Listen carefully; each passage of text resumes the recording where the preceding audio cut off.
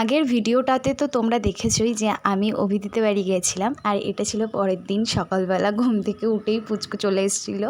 তারপর দুপুরবেলা খাওয়া দাওয়া সেরে নিয়ে পুচকুর সাথে একটু গল্প করছিলাম। তোমার খাওয়া হয়ে গেছে? হয়ে গেছে খাওয়া তোমার? আর খাওয়া দাওয়ার পাতে এই আমের চাটনিটা যে কী সুন্দর ছিল। তারপর আমাদের ফেরার তাড়া ছিল, আমরা ফিরবো সেদিনকার, তাই তাড়াহুড়ো করে ওকে টাটা বলে আমরা বেরিয়ে পড়লাম।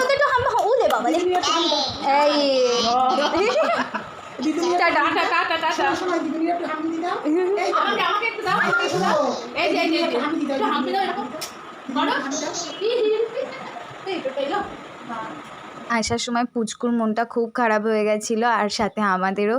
ও তো খুব কান্না করছিল। পরে মামি ফোন করে বলল আবার খুব তাড়াতাড়ি যাব পুচকুর সাথে দেখা করতে। আর আমার কাছে অভিদিদের বাড়ি খুব স্পেশাল।